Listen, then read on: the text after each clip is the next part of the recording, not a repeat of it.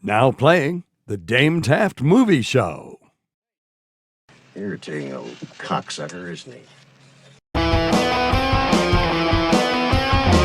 It's the Dame Taft Movie Show, hosted by my nephew, Screww. Thank you, Monty. Yes, it is the Dame Taft Movie Show.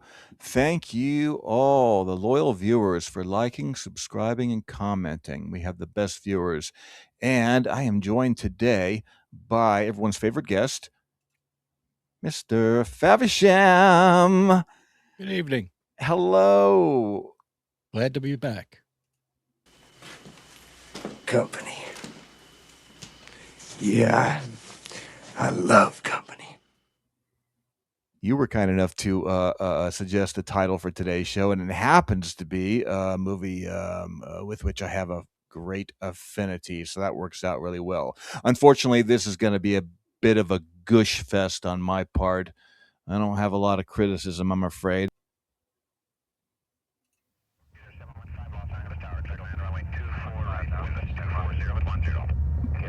A flying arsenal that hears through walls, sees in the dark, and thinks your thoughts. Wherever you look, the guns follow. They told Murphy to test it. Doesn't of these copters, you can run the whole damn country. They didn't tell him what it was for. He's totally unsuitable for our purpose. But when Murphy went looking for answers, You got all this on tape? I got every word of it. the answer came looking for him.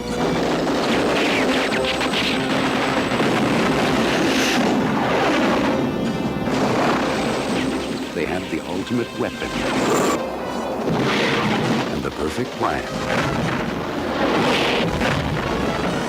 But Murphy stole their thunder. All right, Blue Thunder from 1983, Columbia Pictures. You know what? Before we get into this fine motion picture, there's something that I wanted to do first. Let's take a moment to get to know our guest. Yes, Mr. Faversham, you've appeared on the show a number of times so far, and people want to know more about you, myself included. So let's go through the questionnaire really quick here. Dogs or cats? Cats. Okay. What are the correct pizza toppings?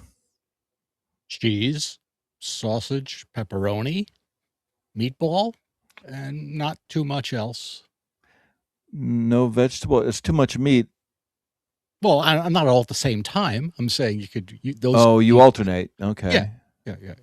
No All right. vegetables. No vegetables on pizza. No vegetables. No, the correct answer is there's two toppings. If you got a proper pizza, you don't want more toppings. That means there's something wrong with the ingredients, the crust and the sauce and the cheese and everything. No, one meat and one vegetable, and the vegetable is always mushrooms. But that's okay. We'll let that slide. Aren't those fungus? Yeah, you bet they are. Technically. And they make you trip out, too. You're a James Bond guy, are you not? Yes. Okay. Give me top 3 Bond films in no particular order, please. From Russia with Love, On Her Majesty's Secret Service, and Thunderball. Okay. I'll allow it. You got On Her Majesty's Secret Service right. You got to get Live and Let Die in there. Not in the top 3, but I like that one. Actually, I was going to say Octopussy if I wanted a Roger Moore, because I like that one a lot. Okay. We'll let the viewers decide whether you are correct. Hey, did you grab 5 discs from your collection like I asked you to? Within your parameters, yes, I did. Do you have them with you? Yes, I do. All right. Keep them down now. Okay, here's my parlor trick. These are supposed to be American studio pictures between 1975 and 2000. You give me the title, and I will tell you the director. Go with the first one. Starship Troopers. Paul Verhoeven. Next. The Hudsucker Proxy. The Coen brothers. Come on. Go ahead. Next. See, if I'd have told you, you'd have tried to trick me. So these are pulled at random by you. And yes, they okay. Give me another one. Tucker. Oh, Coppola. Next. Sharky's Machine. Burt Reynolds. And The Outlaw Josie Wales. Clint Eastwood directed that. Okay. Too easy, but that's fine. You did as I asked you to. Let's get on with the movie here. Yeah, Blue Thunder. I'm not crazy about that poster, but that's Too much cool. text. Too much text on the poster. That too.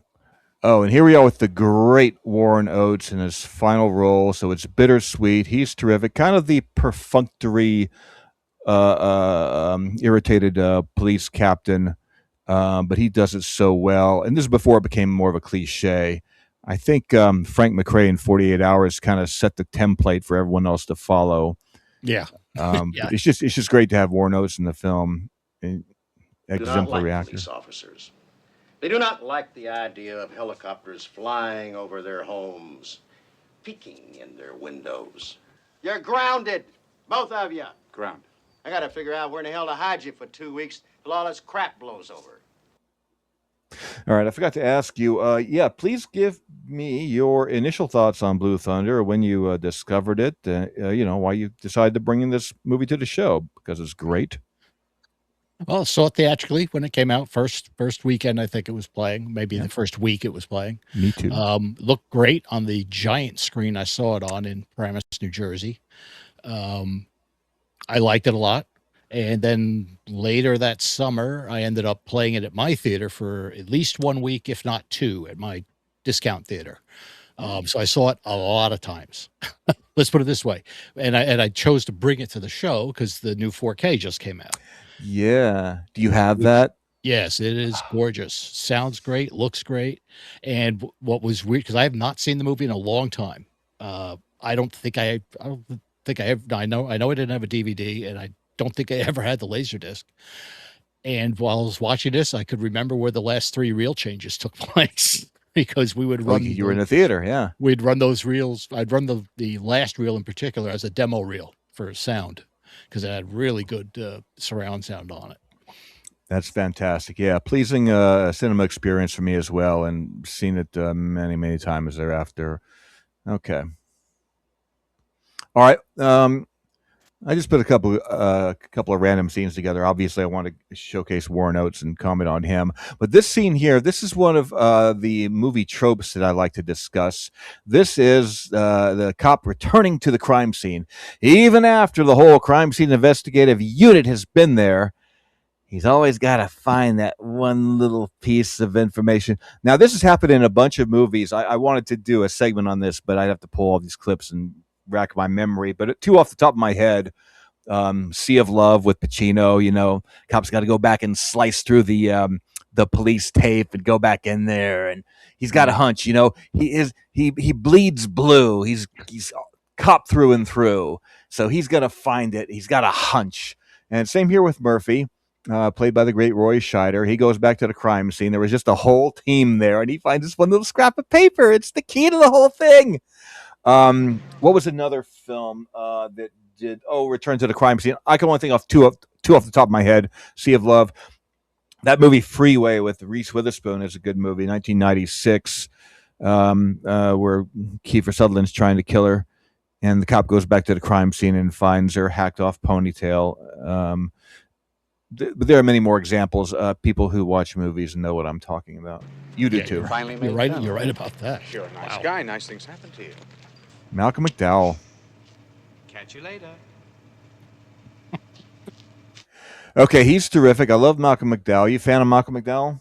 Oh, yeah, very much. He's been in everything from low budget, real junk to big studio pictures like this. He's great. Yeah. Go ahead. I was gonna say he's especially good as a villain in this, but he's trying to be charming and he's not. I mean, nobody likes him. I think it's great. Normally villains, people, I like that guy. Nobody likes him in this. Even his partners in this don't really like him. He's just the guy they need. He's what they need. He's the pilot. Not a likable character. It's fun hearing him say that American dialogue. Yeah. These are phrases that usually don't come out of his mouth, I'm sure.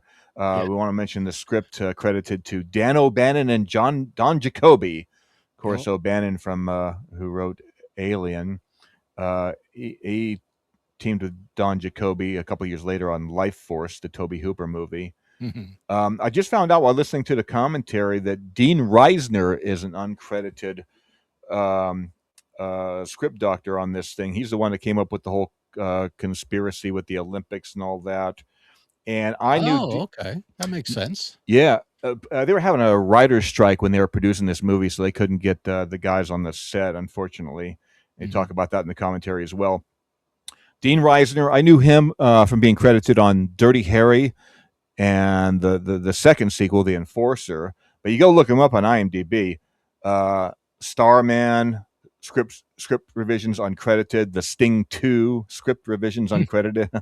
Blue Thunder. Das Boot script revisions uncredited. That's bizarre. Yeah.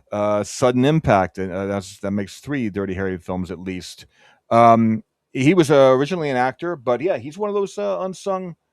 Yeah, I mean, he's got credit on plenty of movies, but he's one of those. That was an interesting piece of trivia I found on the commentary track. Also, what I learned on the commentary track, there's a good one. Hopefully, they ported it over to the new disc. It's got John Badham and one of the director John Badham and one of the editors. Mm-hmm. Also mentioned that the actor originally cast as a villain, Brian Brown. Really? Wow. Isn't that interesting? An Australian as opposed to an Englishman. the lanky bloke that people will probably remember from FX and Cocktail and Taipan.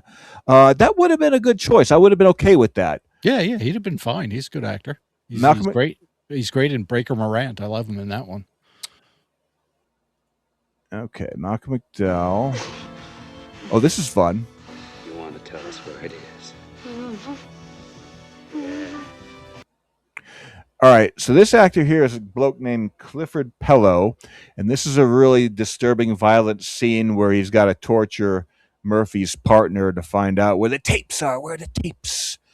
But the reason why I put this in there is because talk about your typecasting. Here, he and his cohort break Lyman Good's fingers, and movie buffs money, boy.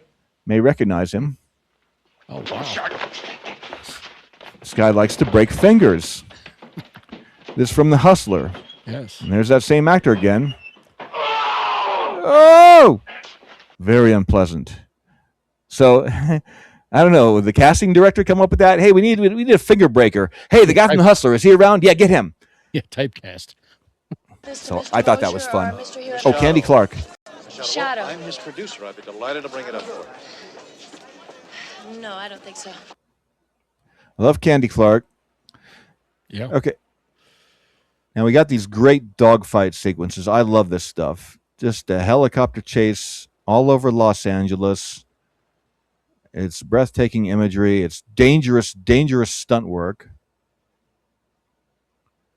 Mr. F, I'm doing too much of the talking here. Talk more about this fine movie. One of the things that surprised me finding out, especially watching it again, that 99% of this stuff is not miniatures. It's full-size copters.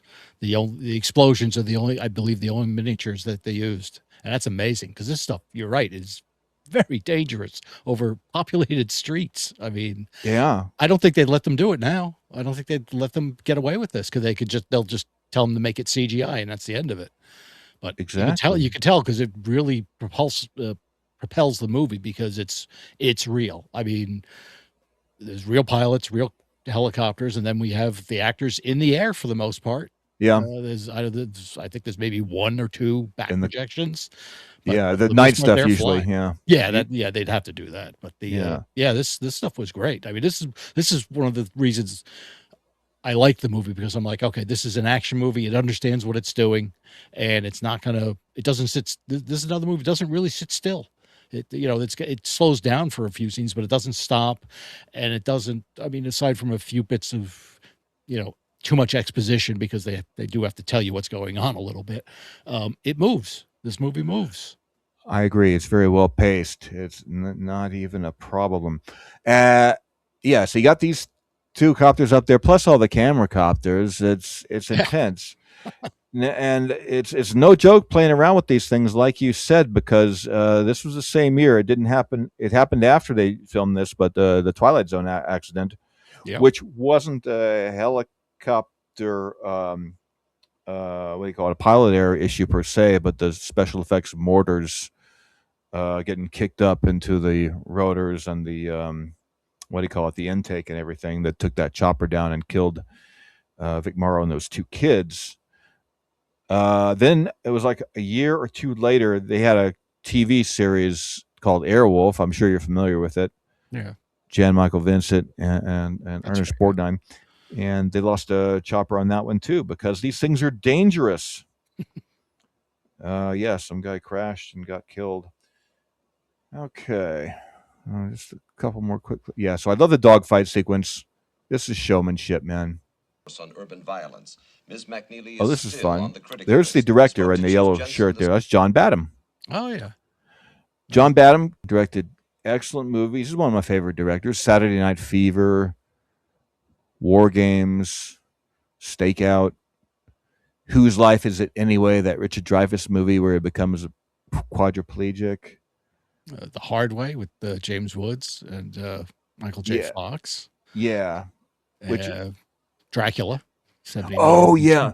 Thank you. I almost forgot. Yeah, my favorite Dracula is the John Badham Dracula from 1979. You can criticize me if you want to.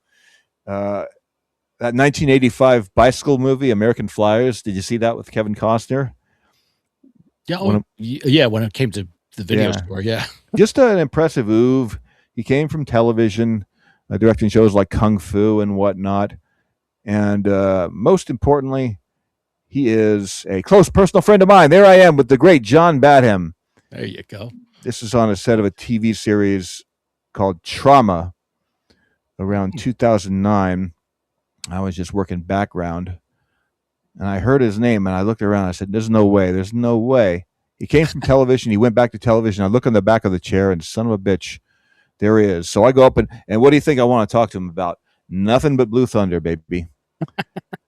And it was very nice. I only remember a couple things he said. I said, what's it like working with Malcolm McDowell? He described him as a funny little guy. Funny little guy.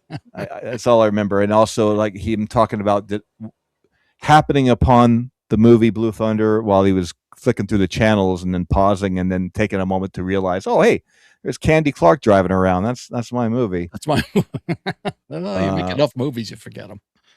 But a huge treat for me getting to meet one of my heroes, John Badham. He was very nice to me. Okay, yeah, and I was on the set of the TV series Trauma. I got a lot of background work on that. Lasted one season. Speaking of TV series. That's right. That's right, they did a series.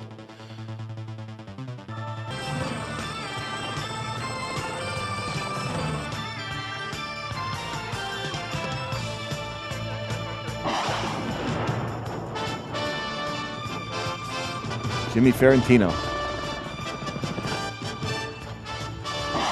Oh, God, Dana Carvey. Dana Carvey was in this. Pre SNL Dana Carvey for the comedy relief. And a couple of football players, because why not? So those football players made a decent transition to acting careers. Merlin Olsen, those two guys, they had a lot of parts. You bet they did. Do you remember watching that show? I saw maybe 2 episodes. Blue Thunder, maybe 1, but zero memory of it. But yeah, that was the kind of show I watched. I'm like, it's just the movie on television. I've already seen it. Well, not even as good as the movie. There's no and of course not even angle. Yeah, it's just going to be a cop show with in helicopters. Yeah, we got all this stock footage in the can. They must have still had the chopper. There were 2 of them during the filming of the movie. So yeah, why not? And of course, this came out right around the time as Airwolf, and I guess Airwolf was the more successful. This one only lasted, I think, 1 season. Okay, this came on the tail end of the great run of conspiracy thrillers, urban paranoia thrillers from the 70s.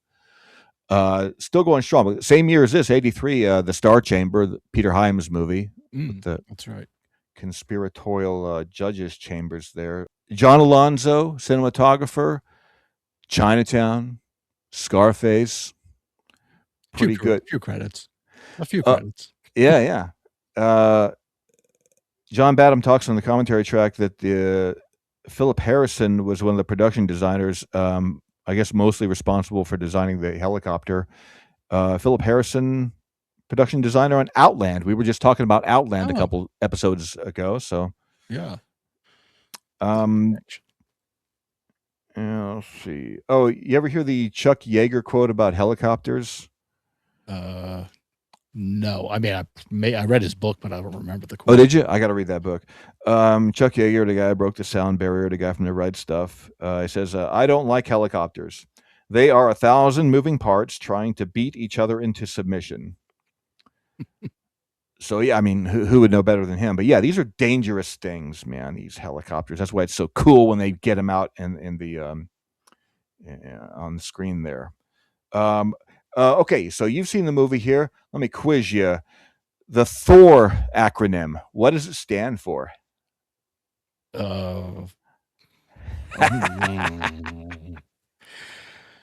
know the last word is response. You got me. You give up. Tactical Helicopter Offensive Response. That's right. Love a good acronym. According to IMDb, the budget was $22 million and it grossed $42 million. Respectable, I guess. What, you got to make 3 times the budget to have a certified hit, right? Yeah, but for an R-rated picture, that's not bad. That's not bad from that era. Yeah. Yeah. Give us your final thoughts, Mr. Faversham, on this fine motion picture. Like I said, I don't really have anything to criticize in this movie. Yeah, it's one of those movies that there's nothing obviously wrong with it at all in watching it. It moves along. The script is logical within what it sets up. It doesn't break too many rules of physics with the helicopters other than it doing a loop. But you have to accept it because he said he did it once before. So, okay, he does it again. So, and Malcolm can't, which we laughed at the theater whenever he would do it. You'd see his face just before he can't do it. We're always like, why'd you try? Why'd you even try, you dummy? Yeah. But that was fun. That was fun. No, it's just an entertaining movie. It's logical. It's got a good ending, and the conspiracy angle is actually what holds the movie together. If it was just cops and copters, it's nothing. That conspiracy angle, if that was added in by the third writer, that's a great grounding for the movie, because it needed something like that. Just helicopters isn't enough. The conspiracy is good, and those villains are good. I mean, besides McDowell, that guy was Clip and is the Mr. Iceland, and yeah, we've seen him, and that guy you've seen in hundreds of movies and TVs. I see him in these. I watch these old westerns on Prime or Plex sometimes. They're like The Rifleman and stuff, and that guy turns up in half the episodes, playing usually a villainous gambler or something. He's always played that kind of part. But and of course Warren Oates is icing on the cake in this movie because he was great. He was always great, and it's a perfect part for him at this point in his career, I guess. But you're right, the older cop who smirks at his rule breaking charge there, but goes along with it to a degree and trusts him. He still trusts him even though he breaks the rules. Yeah, they have a mutual respect, which is nice. It's not just combative. They're out to get each other, which you'll see in a lot of cop movies. They really don't like each other, the captain and his subordinate. But yeah, there is a mutual respect there, which is kind of nice. The film, they give an acknowledgement to Warren Oates at the end of the credits there. He had one other movie in 1983. I haven't seen it. Boxing movie called Tough Enough with Dennis Quaid. I remember it, but I never saw it. Yeah, directed by Richard Fleischer. Mm-hmm. Oh, here's that's somebody to study their career decline someday. Richard Fleischer. Yeah, he's got so many movies. There's enough good ones. Yeah. He overcomes it, but it's just like, you watch where he started and then what he ended up doing. I mean, he ended up making the jazz film with Neil Diamond, for God's sake. Oh, did he do that one? Oh, well, I know him from Red Sonja. Yeah, that's right.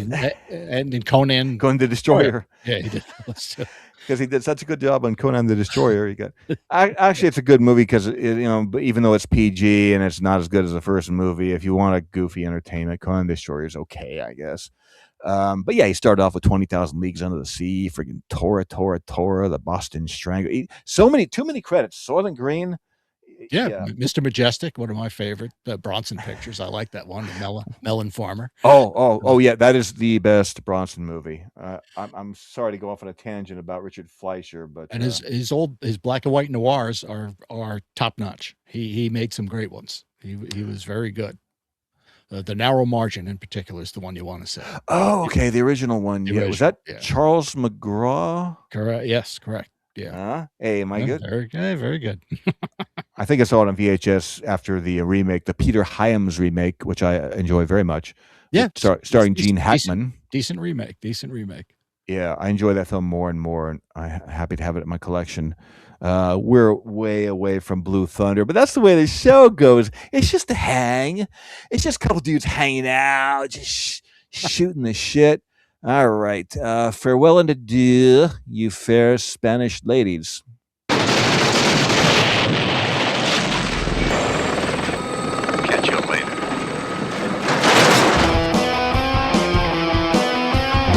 It's the Dame Taft Movie Show, hosted by my nephew, Screww.